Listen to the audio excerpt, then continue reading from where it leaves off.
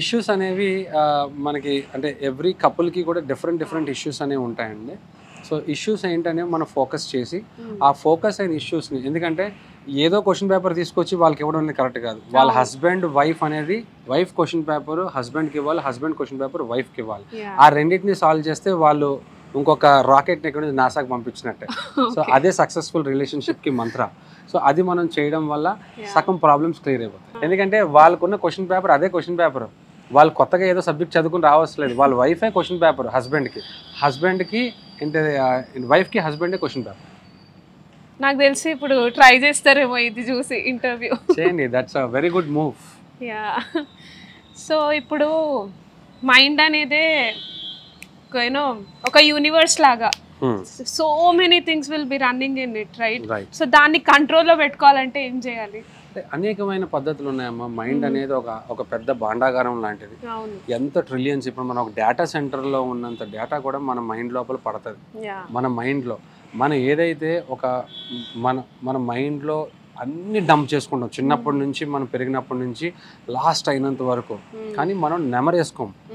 Recall చేసినప్పుడు అది మళ్ళీ పర్మనెంట్ మెమరీ లోపలికి వచ్చేస్తుంది. మనకి కొన్ని సంఘటనలు ఉంటాయి. ఎప్పుడైనా సరే సడన్గా ఎప్పుడో ఈ ప్రదేశానికి వెళ్ళినట్టు, ఈ మనిషితో ఎప్పుడో మనకు తెలిసినట్టు, మనం ఎప్పుడైతే ఇలాగ మనం ఫీల్ అవుతూ ఉంటామో ఆల్రెడీ మనం ఇంతకుముందు అది నెమరేసుకున్నట్టు. సో వాళ్ళతో మనకి ఎప్పుడో అనుభూతి ఉన్నట్టు, ఎప్పుడో క్లోజ్గా ఫీల్ అయినట్టు మనం ఫీల్ అవుతూ ఉంటాం. మైండ్లో అనేకమైన జంక్ అనేది కూడా మనం లోపల ఉండిపోతుంది. What we feed that will be inside our mind. So దానివల్ల మంచి, ఇందాక మనం ఫస్ట్లో మాట్లాడుకున్నాం positive psychology.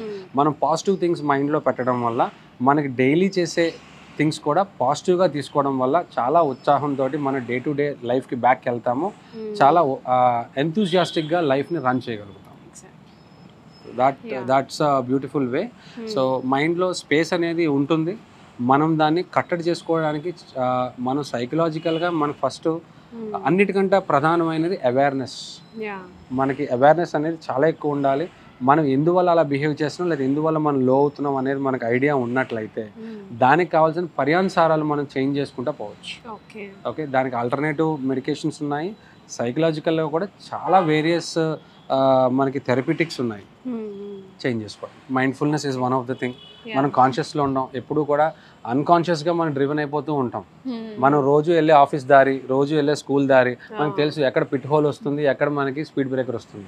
So then you are subconsciously going. మన ఇంట్లో మనం నడుచుకుంటూ పోతాం, మనకి ఎక్కడ దివాన్ ఉంది, ఎక్కడ మనకి సోఫా ఉంది, ఎక్కడ కిచెన్ ఉంది అనేది మనకు తెలుసు. That is sub conscious. So mindfulness ఉండడం వల్ల ఓకే ఈరోజు ఇక్కడ ఈ టేబుల్ పైన ఇది ఉన్నది, okay you are understanding coming to the presence. So consciousness అనేది డెవలప్ అవుతుంది. ఇది కూడా one of the element to make our mind resourceful. Friends ఏంటి సబ్ కాన్షియస్ మైండ్కి కాన్షియస్ మైండ్కి? ఓకే, కాన్షియస్ మైండ్ అనేది ఇప్పుడు నేను ఈ సెకండ్ ఈ నిమిషం లోపల నేను ఏం చేస్తున్నాను అనేది నాకు సంపూర్ణమైన అవగాహన నా బాడీ పైన నాకు ఉండాలి. ఎంత బ్రీత్ తీసుకుంటున్నాను, ఏ వాసనతో బ్రీత్ తీసుకుంటున్నాను, నా హార్ట్ బీట్ ఎట్లున్నది, నేను ఇప్పుడు ఏ స్టేట్ ఆఫ్ మైండ్లో ఉన్నాను, ఏ టేస్ట్ ఉన్నది నా నాలుక పైన, నేను ఎలాగ బ్రీత్ చేస్తున్నాను, ఏం ఆలోచిస్తున్నాను అనేది 100% మీ బాడీ పైన మీరు చేసే ప్రతి యాక్టివిటీ పైన మీకు సంపూర్ణమైన అవగాహన ఉండడం అనేది కాన్షియస్ మైండ్ అండి. సబ్ కాన్షియస్ మైండ్ అనేది మనకి తెలియకుండానే మన పనులు మనం చేసుకుని వెళ్ళిపోవడం. అంటే మనం షింక్ దగ్గరికి వెళ్తాం, పక్కనే టవల్ ఉందని మనకు తెలుసు. సబ్ కాన్షియస్లీ మనం అటుపక్క తిరుగుతాం, వెనకాల మాట్లాడుకుంటాం, చేయగడుక్కుంటాం, మనకు తెలుసు. సబ్ కాన్షియస్లీ డ్రివెన్ అంటే అది.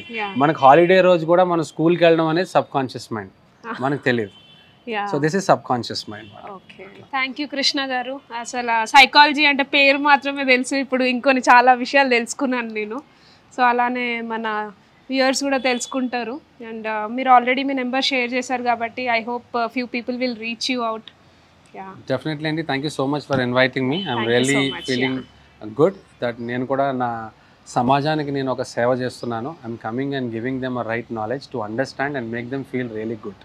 Thank you so much.